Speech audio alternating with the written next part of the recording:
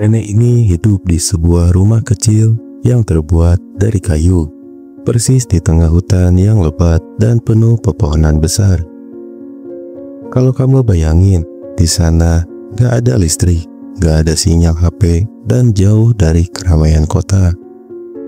Tapi yang bikin aku kagum adalah nenek ini punya kesabaran luar biasa.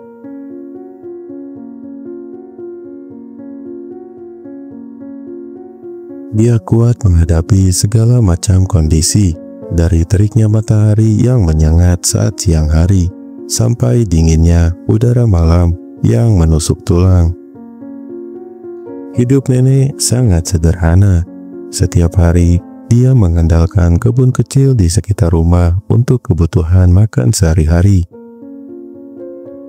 Kadang dia makan sayur dan buah yang dia tanam sendiri, atau hasil berburu dan memetik dari hutan sekitar. Untuk minum, nenek biasanya ambil air dari sungai kecil yang mengalir tak jauh dari rumahnya. Airnya jernih dan segar, langsung dari alam. Meskipun jauh dari teknologi dan hidup sendiri, nenek selalu menyambut siapa saja yang senyum, hangat, dan ramah. Banyak tetangga desa yang datang berkunjung, dan nenek tak pernah menolak untuk berbagi cerita atau makanan seadanya. Kesederhanaan hidupnya terlihat jelas, tapi jangan salah, di balik itu semua ada kekuatan hati dan jiwa yang sangat besar. Ada sesuatu yang lebih dalam dan bermakna dari sekedar hidup sederhana di tengah hutan. Nenek sering sekali bilang, hidup itu kayak hutan, kadang gelap dan penuh tantangan. Tapi kalau kita sabar dan terus melangkah, pasti ada jalan. Kata-kata itu selalu terngiang di kepala aku. Setiap kali aku merasa lelah atau putus asa, nenek benar-benar menjalankan apa yang dia ucapkan, karena kehidupannya di hutan bukan tanpa rintangan. Suatu waktu ada badai besar yang datang dengan tiba-tiba. Angin kencang menerbangkan beberapa atap rumah nenek, dan hujan deras merusak bagian-bagian kayu yang rapuh. Kalau orang lain yang hidup di kota mungkin akan segera mencari bantuan atau mengeluh tanpa henti. Tapi sebaliknya, nenek justru tetap tenang. Dia bahkan tidak menangis atau mengeluh. Dengan perlahan, nenek mulai memperbaiki rumahnya sendiri, menggunakan bahan seadanya yang dia punya. Kayu-kayu yang sudah patah dirapihkan, dan daun-daun kering dijadikan atap sementara. Semua dilakukan nenek dengan penuh kesabaran dan tekad kuat. Nenek cerita bahwa sabar bukan hanya soal menunggu waktu berlalu dan masalah hilang dengan sendirinya. Sabar itu bagaimana kita tetap kuat dan yakin bahwa segala sesuatu akan membaik jika kita mau berusaha dan tidak menyerah. Ia bilang, hidup memang tidak mudah, tapi kalau kita menyerah, maka kesulitan itu akan menjadi akhir cerita kita. Dari nenek aku belajar bahwa sabar itu adalah kunci untuk tetap bahagia.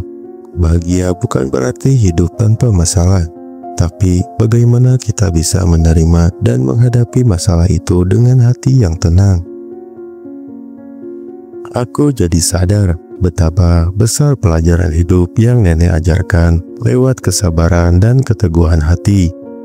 Walaupun dia hanya tinggal di tengah hutan yang jauh dari hiruk-pikuk dunia luar.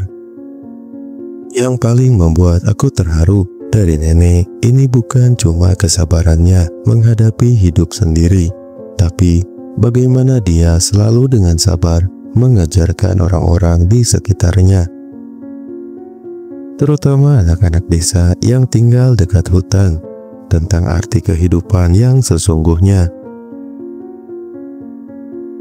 Setiap sore, nenek sering mengajak mereka duduk bersama di bawah pohon besar, sambil bercerita dan memberi nasihat. Nenek selalu bilang, kita jangan cuma cari kebahagiaan dari harta atau kemewahan yang bisa datang dan pergi. Kebahagiaan sejati itu datang dari hati yang ikhlas dan rasa syukur atas apa yang kita punya saat ini.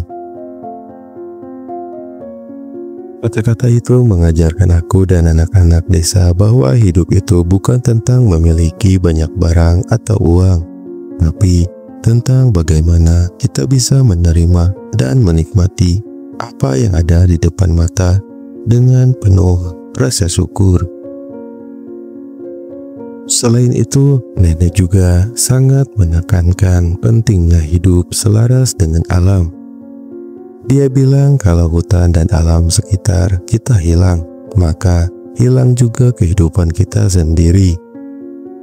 Karena hutan bukan cuma tempat tinggal, tapi juga sumber udara bersih, sumber makanan, dan tempat segala makhluk hidup bergantung.